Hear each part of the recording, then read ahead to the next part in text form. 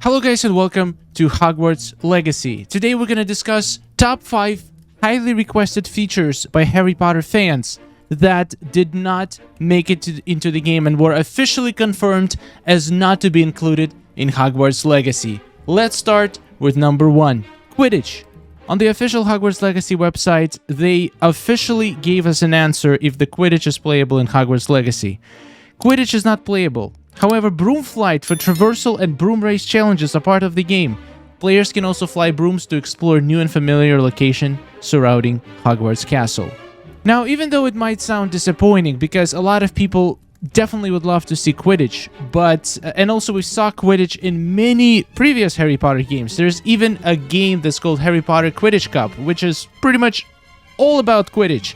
And I played that game many hours, and it's fantastic. I would love to see a whole separate game made in modern times with the Quidditch mechanics. Oh my god, I would buy that. Porky Games, next project, maybe. But the fact that we can actually fly around the castle and explore and see all the beautiful landscapes, like you can literally fly everywhere, even on Hogwarts grounds, which is incredible.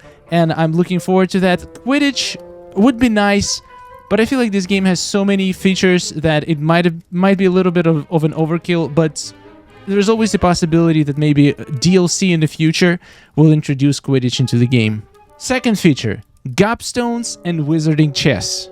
During one of the latest live streams from developers, they officially confirmed that we will not have gobstones and wizard chess as playable games in the game, even though some quests, for example, this quest that was showcased in the live stream required you to find gobstones and bring it back to this girl.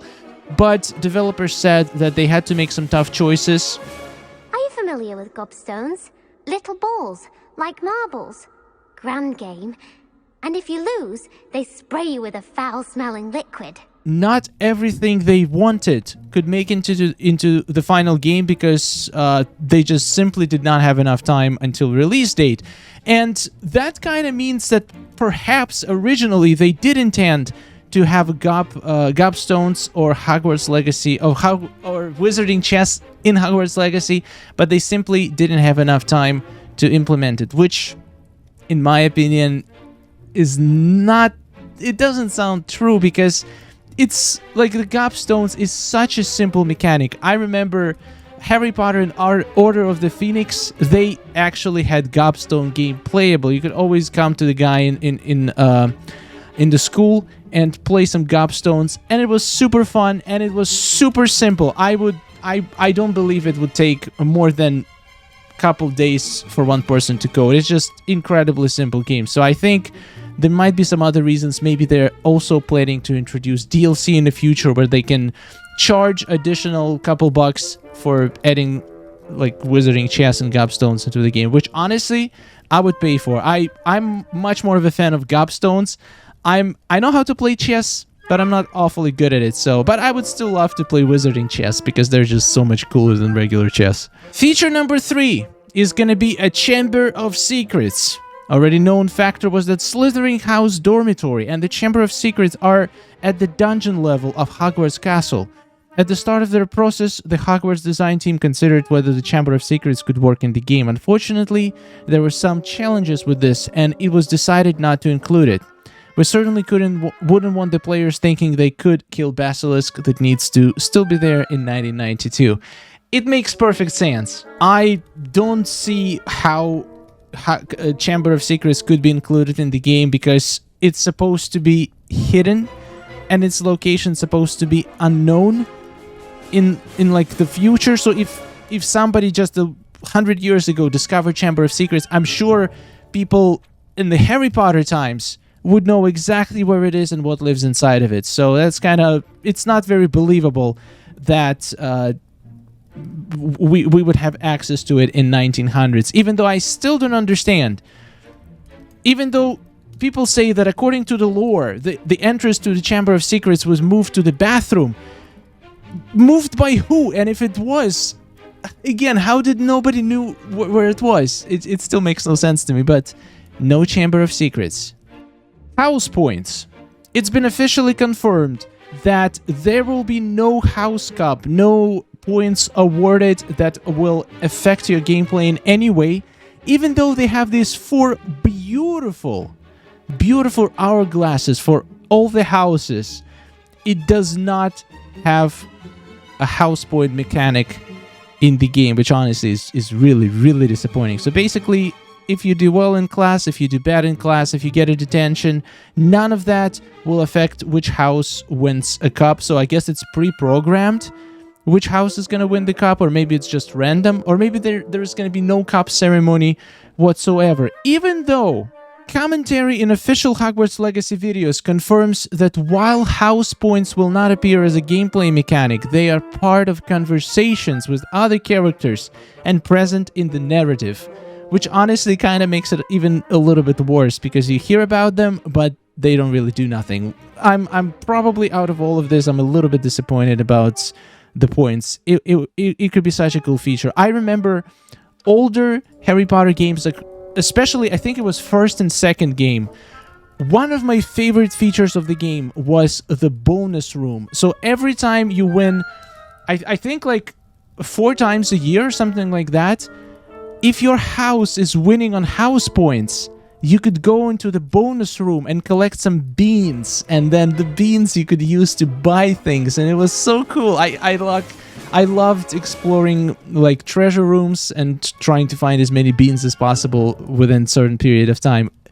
It sounds childish, and it probably wouldn't fit the current game. I don't think we're gonna have beans as a currency in this game, but I'm just saying it was a lot of fun, and house points actually mattered. Alright, and the final feature, number 5, is cross-platform save. Basically, a person asked on Twitter, I bought a Hogwarts Legacy on PS5, but also on PC on Steam. Can I share my save between my PC and PS5? An official response was, hi, thanks for contacting us about Hogwarts Legacy. You will be able to link both platforms for rewards in each version of the game, but save data will stay on the platform it was created on. This actually caused a lot of negative reactions. A lot of people, for some reason, freaked out about it, even though this is a very uncommon feature. I don't think I've ever played a game that had cross-platform save, and I don't think I've ever had an issue with it, because, first of all, why on earth would you buy the game on both PS5 and PC? Why can't you just choose one? There's even a topic on Reddit where people discuss, is it actually that important? Is cross-saving such a big issue for everybody else? And I don't think anybody cares. There's been a few very heated articles, most likely by Harry Potter haters, which there's a lot of them recently, especially most of them are not actual Harry Potter haters, but they're J.K. Rowling haters, and they just hate on anything that she has connection to, which mostly is Harry Potter. So it's kind of sad. It's really sad.